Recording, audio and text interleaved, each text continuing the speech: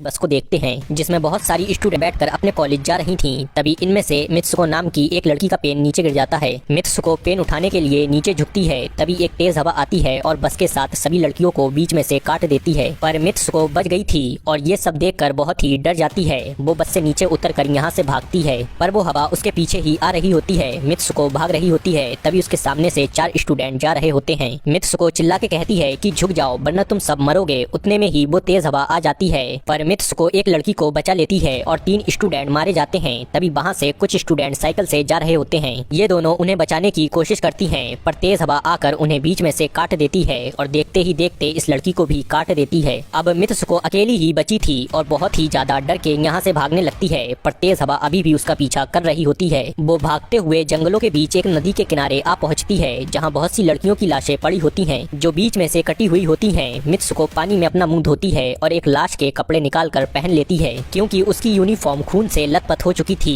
वो कपड़े बदलने के बाद चलती ही जाती है और अपने कॉलेज तक पहुंच जाती है, जहां बहुत सारी स्टूडेंट होती हैं। उनमें से मित्सुको की एक दोस्त भी होती है, जिससे मित्सुको कहती है कि एक हवा ने सबको काट डाला। उतने में ही एक हवा का झोंका आता है, जिससे मित्सुको डर के कॉलेज के अंदर चली जाती है। अब उसकी दोस्त उसका हाथ खिड़की से बाहर निकाल कर उसे समझाती है कि ये नॉर्मल हवा है और तुमने कोई सपना देखा होगा। फिर वो क्लासरूम में जाती हैं। इस क्लासरूम में सभी लड़कियां बैठी होती हैं। तभी उनकी टीचर हाथ में मशीन गन लिए आती है और सभी लड़कियों को मशीन गन से उड़ा देती है, क्योंकि उन सभी लड़कियों ने उस टीचर की क्लास को डिस्टर्ब किया था। पर मित्सुको बच जाती है और उसकी कुछ बची हुई दोस्तों के साथ क्लास से बाहर जा रही होती है। तभी उसकी टीचर उन दोस्तों को भी मार देती है। तभी मित्सुको और बहुत सारी लड़कियां अपनी जान बचाकर कॉलेज से बाहर भाग रही होती हैं, पर उनकी टीचर खिड़की से रॉकेट लॉन्च और मशीन गन से हेयर शूट कर रही होती हैं। ये लड़कियां किसी तरह अपनी जान बचाकर भाग रही होती हैं। तभी एक तेज हवा आती है और मित्सुको की सभी दोस्तों को काट देती है, लेकिन मित्सुको बच जाती है और ये सब देखकर वो बहुत ही ज्यादा घबरा जाती है। अब मित्सुको अकेली ही बची थी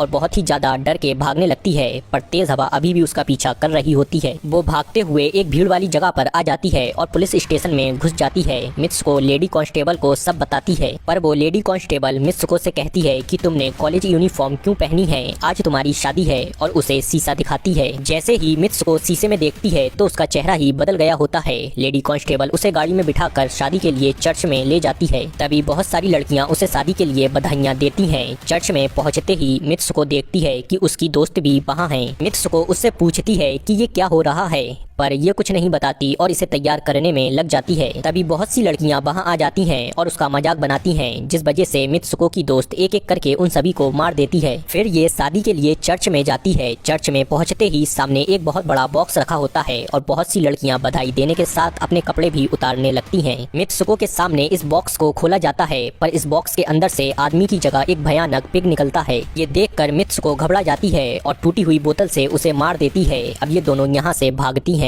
पर उनके सामने 2 और लड़कियां आ जाती हैं। मित्सुको की दोस्त इन दोनों लड़कियों को मारने लगती है और मित्सुको भाग जाती है। तभी वो अपने आप को मिरर में देखती है तो उसका चेहरा फिर से बदल गया होता है और उसके कपड़े भी बदल जाते हैं। कुछ लड़कियां उसके पास आती हैं और उसको दूसरे नाम से बुलाती हैं और साथ ही उसे ये भी बताती हैं कि तुम अच्छी रेसलर हो, तुम भाग क्यों नहीं रही हो। फिर वो भागने लगती है तो उसके अंदर भागने की एनर्जी महसूस होने लगती है और उसकी कॉलेज की दोस्त भी उसे भागते हुए दिखाई देती हैं। फिर वो पिग और 2 लड़कियां उसके पीछे आ रही होती हैं। वो रेसलर उससे कहती है कि तुम यहाँ से चले जाओ। फिर वो भागते भागते एक ऐसी जगह पर आ जाती है जहाँ बहुत सारी स्टूडेंट लड़कियाँ होती हैं, जो मित्सुको से कहती हैं कि हम भी मर चुके हैं और तुम्हें भी मार देंगे। तभी वहाँ मित्सुको की बेस्ट फ्रेंड आ जाती है, जो मित्सुको को यहाँ से बचा कर ले जाती है और कहती है कि तुम अपना असली नाम बार बार पुकारो। फिर मित्सुको अपना असली नाम बार बार पुकारती है। उसका असली नाम मित्सुको होता है। तभी वो अपने असली रूप में आ जाती है। तभी उसकी बेस्ट फ्रेंड उससे कहती है कि तुम मेरे हाथों पर लगे वायर को खींचो, पर मित्सुको पहले तो मना करती है, लेकिन उसकी फ्रेंड के बार बार कहने पर वो वायर को खींचती है, जिससे उसकी दोस्त के 2 टुकड़े हो जाते हैं और मित्सुको को एक दरवाजा नजर आता है। जैसे ही वो दरवाजे से बाहर जाती है तो वहाँ बहुत से आदमी होते हैं और उसके पोस्टर भी लगे होते हैं। फिर एक लड़का आता है जो मित्सुको से कहता है कि तुम फ्यूचर में हो। ये सुनकर वो बेहोश हो जाती है। फिर जब वो होश में आती है तो वो देखती है कि एक बूढ़ा आदमी गेम खेल रहा होता है और वहाँ उसके सारे कैरेक्टर होते हैं जो वो बन चुकी थी। बूढ़ा आदमी कहता है कि तुम एक गेम में हो और मैं तुम सबको कंट्रोल कर रहा था,